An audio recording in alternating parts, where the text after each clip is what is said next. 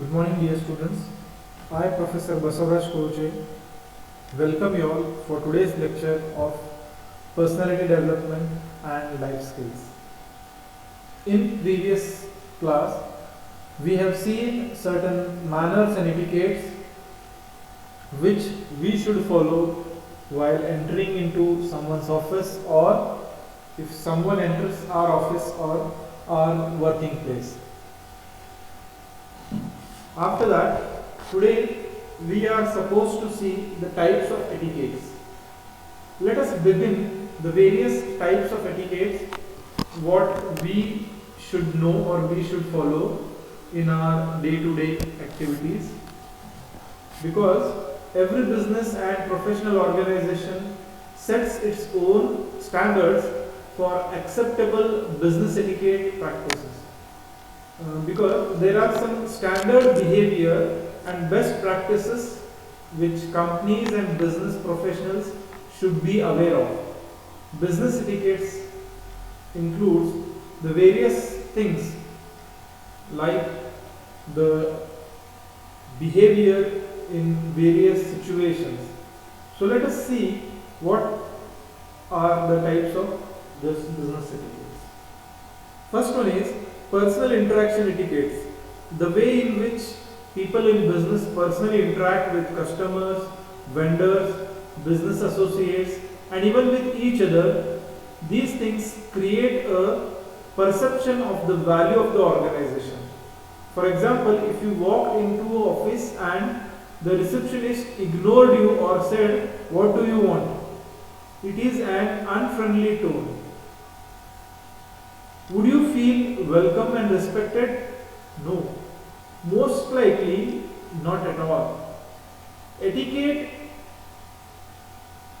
dictates that employees use a professional greeting style with an eye towards making others feel important or appreciate and value. This also extends to common niceties such as offering your hands to others, making eye contact, and speaking without an interruption with others. Or the best practices in the area should be in employee handbooks and should be discussed with new hires as part of orientation or on board. So these are the personal interaction etiquettes. Then the language etiquettes, what we are supposed to follow, because the language what we use makes impact on others. Even in, say, laid back environment, language that staffers use reflects on the business. Etiquettes and internal protocol should dictate how others are addressed. For example, people referred to by first or last name, or people are referred with the first or last name, are they addressed with horrific titles. In most professional settings, slang is discouraged and foul language is off limits. Even jokes and teasing are a breach of etiquette. Protocol in most business environments tell us that teasing or jokes and all things should not be there in our professional life. Because language practices are not limited to personal internal conversation, but also as to how employees speak with customers in person and by telephone. These things play an important role or make an important impact on the say people. Then hospitality practices or hospitality etiquettes. This might mean offering beverages to guests, validating parking passes, and ensuring adequate sitting and workplace or workspace as necessary. In a business which we are involved with making travel agreements, then etiquette demands that employees understand any special accommodation needs, that they make arrangement for travel costs. So here, how we welcome them, how we say greet them, all these things play important role in manners and etiquettes. Further, the dress codes. The dress codes which we use also give a very impact on our customers or our business relations. Here, the way you dress in a business environment reveals your professionalism, and etiquette dictates specific attire for different functions. Business attire is expected in professional work environment with upscale business dress worn for high-level meetings and presentations. Overly casual clothing, ill-fitting, unpressed, dirty or revealing clothes or garish accessories break etiquettes. As expectations to this rule, individual employed in fields where they perform manual labor or where uniform are worn, attention to the specific dress code of the industry is appropriate. So, the dress code what we are using or what we are wearing make impact on the customers or about the etiquettes of the organization. Then in written communication or written communication etiquettes, much like the language spoken in a business, the way in which written communication are handled require a nod towards good etiquette practices. For example, address letter and email following standard business letter writing formats using Mr., Miss or Doctor, Professor, whatever the title is there. Use formal language and grammatically correct sentences, structured, and a sign of that reads regards or sincerely, thanking you or yours faithfully. Make note those copies correspondence and use the professional courtesy of ensuring all necessary information is included before sending. So whenever we are sending any letter, we need to see that it is addressed to a proper person. Then in this letter, the proper addresses are mentioned, and say the signature note, that is regards, sincerely, yours faithfully. Whatever the signatures or structure is there, we need to follow it in a proper way. Then email etiquettes. While email is the fast way of communication, nowadays instead of sending post, many people are using emails. So etiquettes are applicable here also. More professional approach with business emails should be followed. We should use complete sentences, refer attachments, make subject line relevant and include signature blocks with full contact information. And here we should avoid unnecessarily say multiple emails and use caution when forwarding material that might be sensitive. And one thing we need to remember, that business emails just that don't use for jokes. Professional correspondence should be in a proper way. So these things we should follow while sending email to the people or to anybody. Apart from this, the various other etiquettes include, say, telephone practices or telephone etiquettes. require formal telephone skills as well as we need to communicate in a proper way. First thing, when we call, we should introduce ourselves, our company, and ask for the person you are calling to speak with. Suppose if I am calling to say Abhishek, I should, after calling, hello sir, this is Basavarash Koche from so and so company. Am I speaking to Mr. Abhishek? So this is way we need to start the interaction. If that person isn't available, we should leave some details or message including our telephone number, email address or contact information. And one thing we should keep in mind that the spam calls are disturbing people nowadays. So when we are giving a call, we should speak little and give required information in a short span of time. So these telephone practices or telephone etiquettes we need to follow. After that, video and teleconference practices. If you are not speaking with someone face to face, one-on-one etiquette has few rules for ensuring that everyone is seen, heard and understood in group settings. Whenever we are having video conferences or teleconferences, we should ensure that everyone in the group should hear, should be visible in the group, and the group setting should be clear.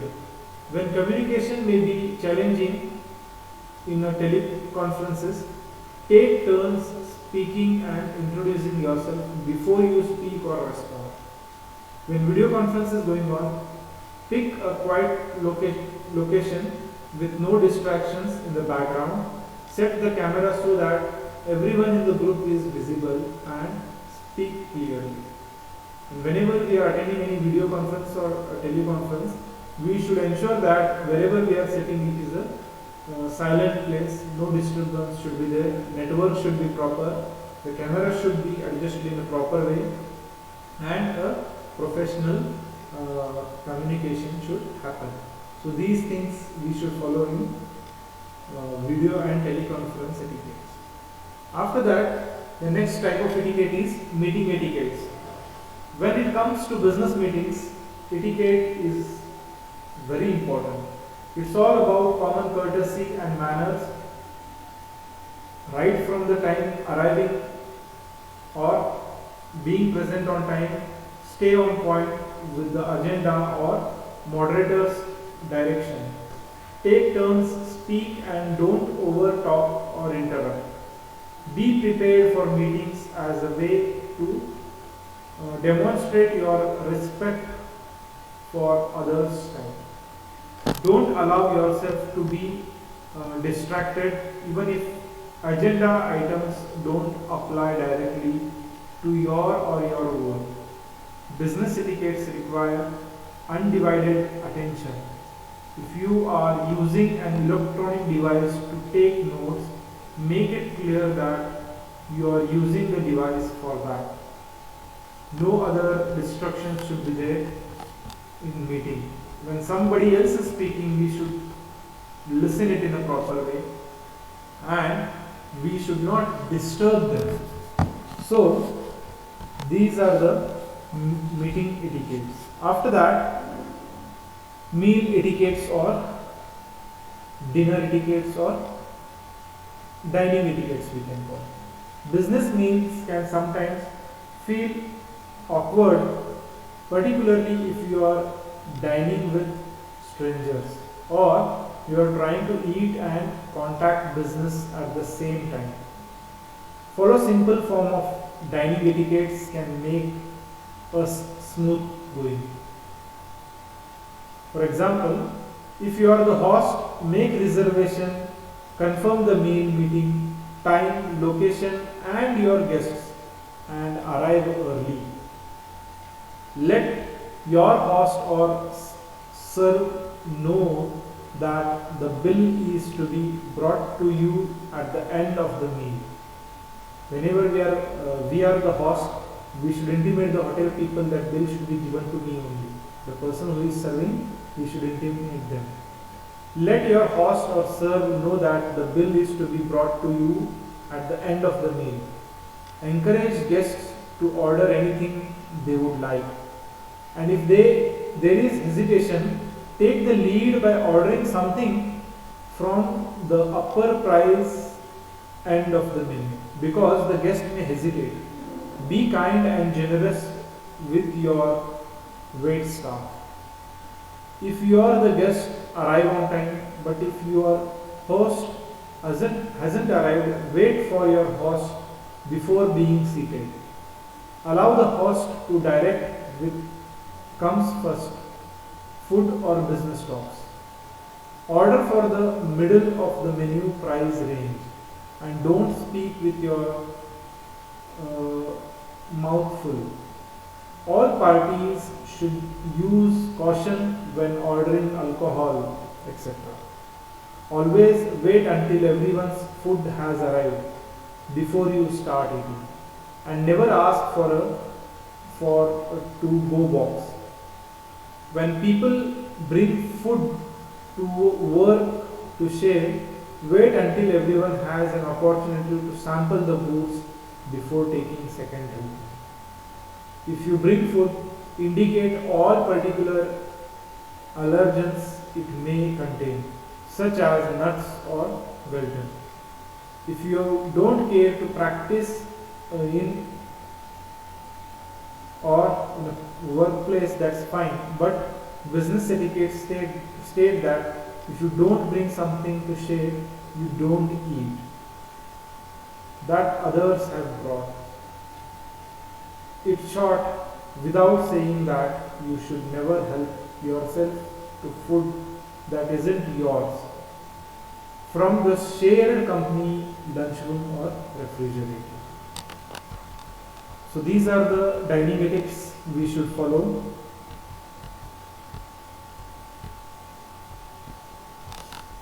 The next type of etiquettes are, say, shared place etiquettes. Whenever the common shared places like washroom, waiting room and all are there, these places should be, say, used in a proper way. Whatever we take, we should keep those things on the same places in a proper way, in a proper direction. We should not spoil the decorum of these areas, or we should not disturb the contents there. Then whenever we are using electronic gadgets or electronic etiquettes, we should say avoid using whenever we are interacting, or whenever we are, say, speaking with others. And many times people have habit of playing game when they are speaking with others. These kind of things gives negative impact about your etiquette. And especially in shared space etiquette, we should say